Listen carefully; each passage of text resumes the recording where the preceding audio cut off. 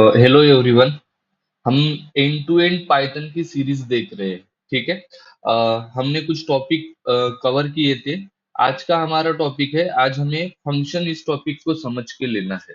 ठीक है। अभी बेसिकली फंक्शन होता क्या है और इसको कब यूज किया जाता है, किस तरीके से यूज किया जाता है, ये समझने से पहले ना ये समझ के लो कि प्रॉब्लम क्या आ रही थी जिसकी वजह से अपन फंक्शन इस टॉपिक को समझ के ले रहे थे। ठीक है। उस प्रॉब्लम के बेसिस पे ही हम ये भी समझ के लेंगे कि फंक्शन बेसिकली क्या होता है। देखो, मैं ना आपके सामने तीन अलग अलग डेटा स्ट्रक्चर क्रिएट करता हूँ। ठीक है। फॉर एग्जाम्पल, मेरे पास ना एक लिस्ट है और उसमें ना वैल्यू है 1 2 3 4 एंड 5 एंड 6। ठीक है।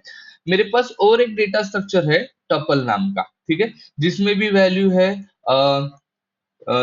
For example 9 8 7 6 5। ठीक है। मेरे पास ना और एक डेटा स्ट्रक्चर है फॉर एग्जाम्पल स्ट्रिंग, और इसमें भी वैल्यू है पाइथन एंड मशीन लर्निंग। और मेरे पास ना और एक डेटा स्ट्रक्चर है फॉर एग्जांपल सेट। ठीक है। और इसमें भी वैल्यू है समथिंग है। अभी ना हम लोगों को क्या करना है, या हम लोगों को एक ये है आया है क्वेश्चन बेसिकली कि इन सभी डेटा स्ट्रक्चर के ना लेंथ निकाल के दिखाओ। ठीक है। बेसिकली इन सभी डेटा स्ट्रक्चर की लेंथ निकाल के दिखाओ।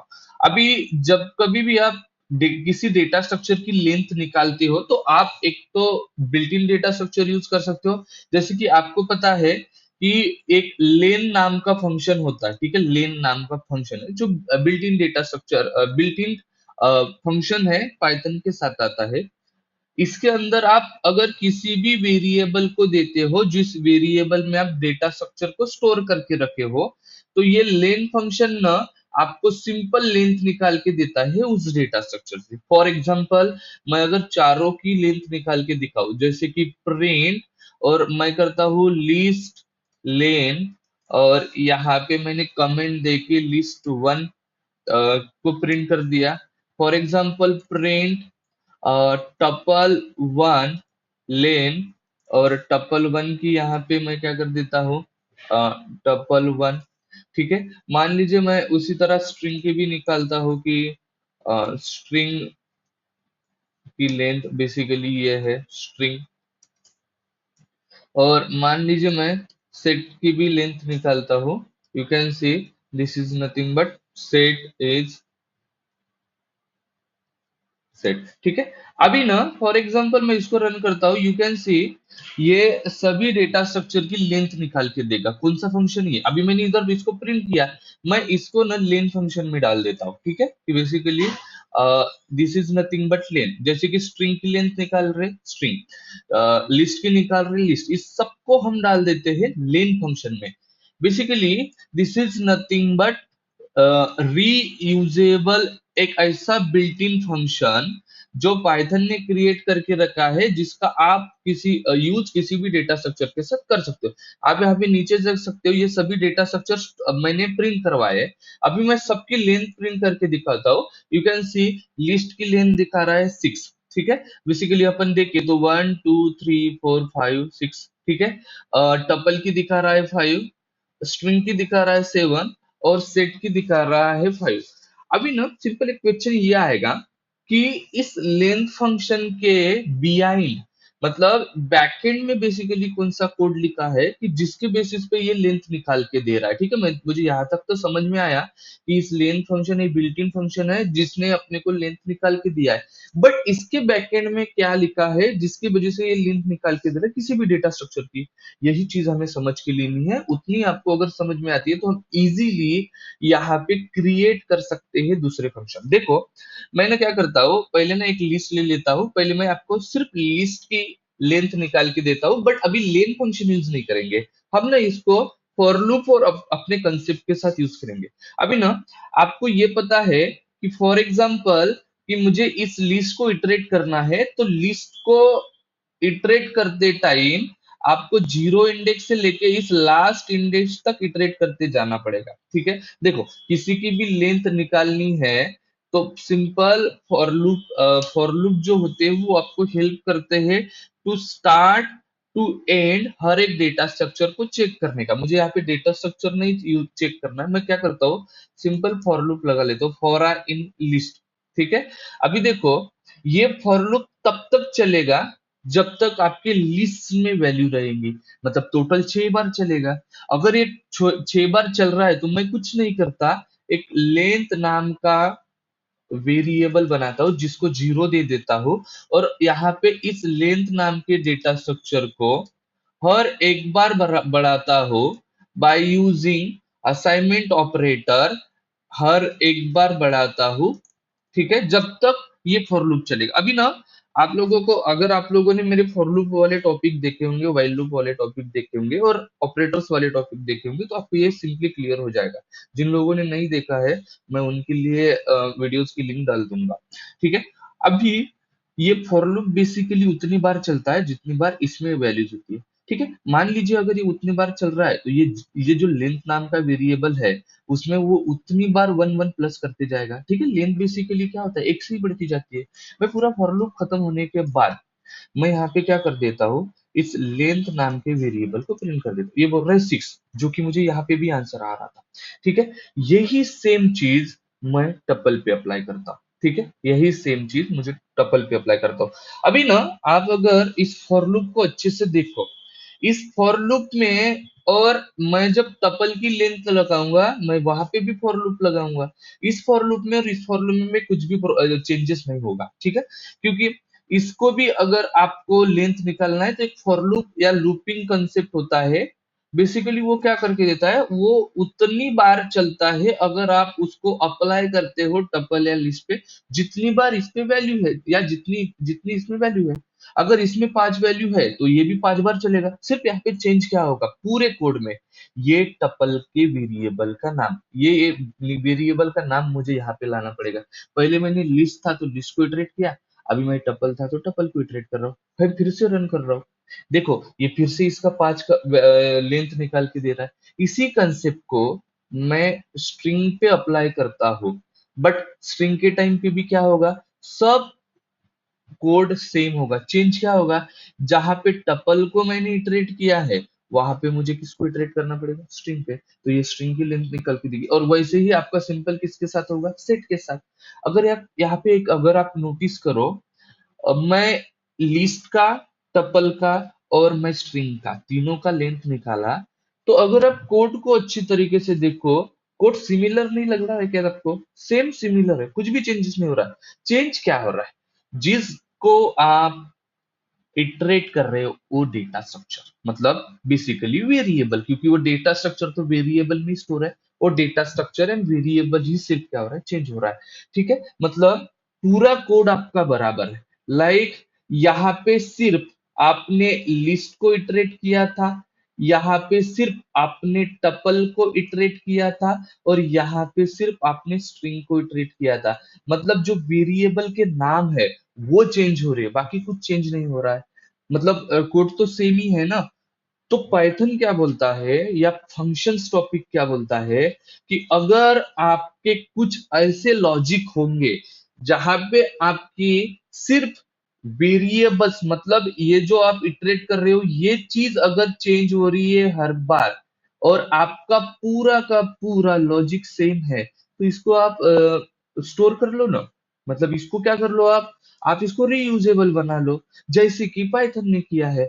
पाइथन ने क्या किया है कि उनको पता था लेंथ का सेम लॉजिक रीयूज हो रहा है, तो इसको बार बार यूज करने से अच्छा उन लोगों ने लेंथ नाम के फंक्शन में स्टोर कर दिया है। और सेम लेंथ नाम के फंक्शन में कौन सा लॉजिक है, यही है। अगर ये रीयूज हो सकता है और एक ही लॉजिक बार बार अगर काम कर रहा है, तो ये फंक्शंस टॉपिक बोलता है इसको बार बार यूज करने से अच्छा इसको ना क्या करो, तो रीयूज कर लो, ठीक है। रीयूज कैसे करेंगे, तो फंक्शन जब टॉपिक यूज करते हैं तो यहाँ पे बेसिकली आपको डिफाइन करना पड़ता है फंक्शन, किस तरीके से वो अभी हम देखेंगे, अगर आपको प्रॉब्लम और उसका हल अगर समझ में आया होगा, ठीक है। तो फंक्शन का ना सिंपल सिंटेक्स समझ के लो, ठीक है। फंक्शन का सिंटेक्स क्या है, जो कि ऊपर वाला ही कोड मैं आपको लिख के दूंगा। इसका सिंटेक्स है, देखो पाइथन में ना क्या होता है, जो भी कोड स्टार्ट करना होता है उसके लिए कुछ कीवर्ड्स होते हैं। तो डेप नाम का एक कीवर्ड है जो पाइथन में आपको फंक्शन को स्टार्ट करके देता है, और डेफ का मीनिंग होता है डिफाइन। ठीक है। डेफ के बाद जो चीज आप स्टोर करने वाले हो उसको आपको एक नाम देना पड़ता है। जैसे कि इन लोगों ने लेन लेन नाम दिया है, मैं कुछ और नाम दे दूंगा। मैं अपन अपना बना रहे हैं, तो यहाँ पे मैं लेंथ नाम दे देता हूँ। ठीक है। बाद में मतलब पहले डेफ, फिर लेंथ, और इसके ब्रैकेट यहाँ पे देने पड़ते। जैसे कि आपने अभी ना एक लेन नाम का फंक्शन देखा है। ठीक है। कौन सा? लेन। लेन के साथ आते हैं bracket. This is nothing but function. Function को हमेशा आते हैं ब्रैकेट्स। किसके लिए? तो यहाँ पे आप प्रोवाइड करते हो वेरिएबल का नाम, बराबर ना? यहाँ पे आप प्रोवाइड करते हो नाम, तो हमें भी वैसे प्रोवाइड करना पड़ेगा ना वेरिएबल का नाम। तो देखो, वेरिएबल्स के नाम हर जगह अलग अलग आएंगे। जैसे कि यहाँ पे आएगा लिस्ट वन, यहाँ पे आएगा टपल वन, यहाँ पे आएगा स्ट्रिंग वन। ठीक है। हमारा लॉजिक सेम ही होगा, सिर्फ वेरिएबल के नाम अलग अलग हो रहे हैं। तो उन वेरिएबल के नाम ऐसा तो नहीं है ना मैं बार बार फंक्शन में आके चेंज करूंगा। तो हम क्या करते हैं यहाँ पे, सिंपली तुम्हारा कोई भी नाम आओ, जैसे कि तुम्हारा लिस्ट नाम आया ना, तो भी हम उसको प्यारा नाम में चेंज कर देंगे हमारे फंक्शन में। ठीक है।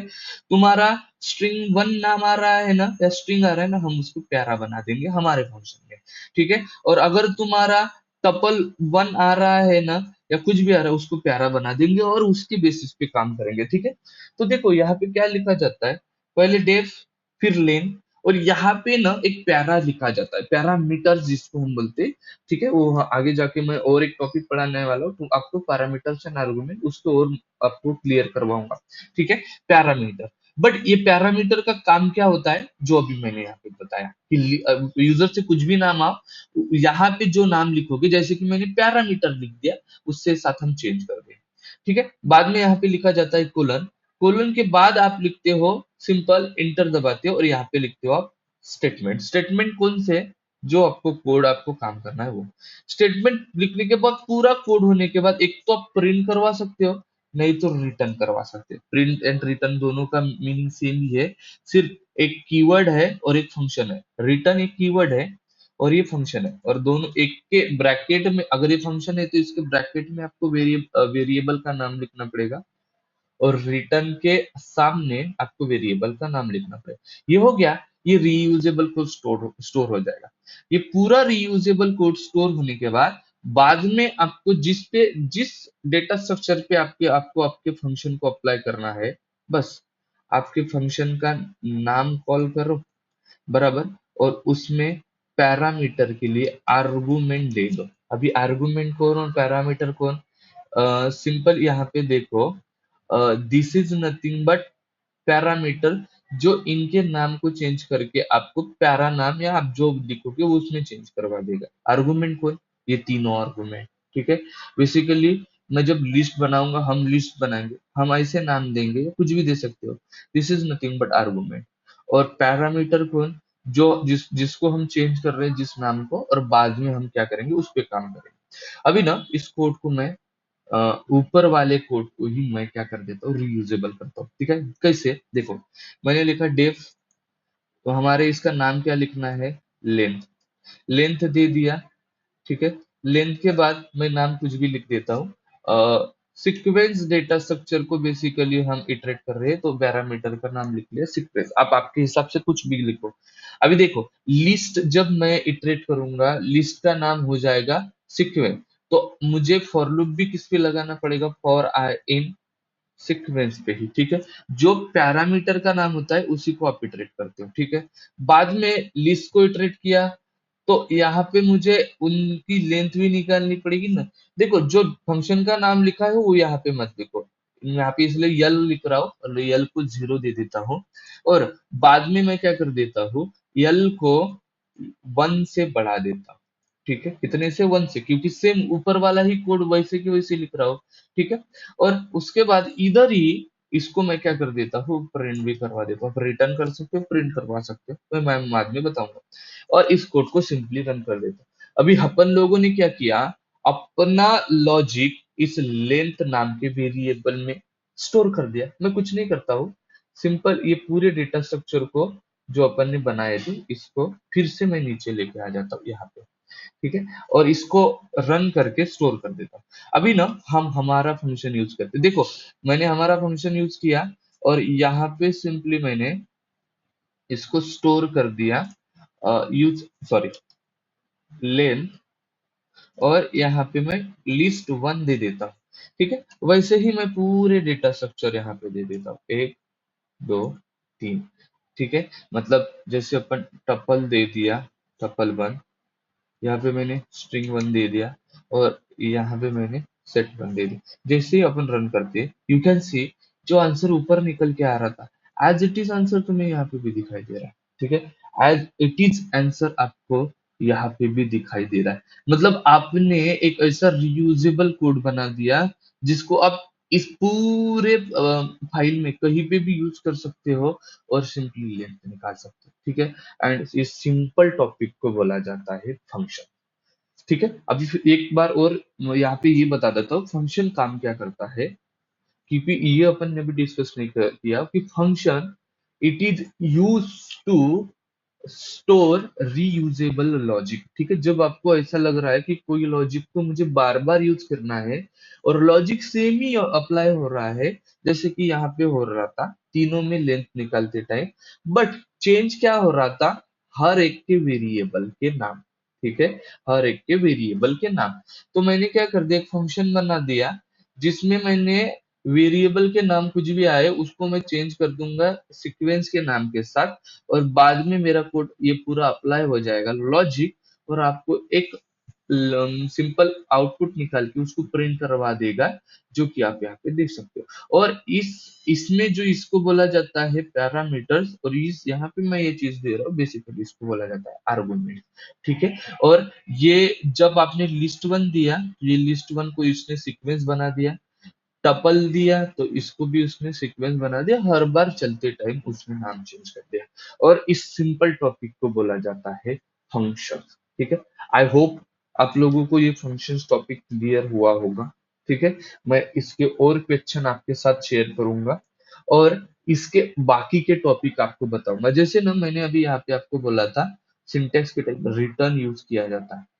ठीक है, मैंने बोला रिटर्न और प्रिंट सेम काम करता है, तो दोनों में डिफरेंस क्या है और कैसे यूज करते हैं वो बताएंगे। ठीक है, आज का वीडियो अगर आपको क्लियर है तो प्लीज आप बाकी मेरे वीडियो भी देख सकते हो।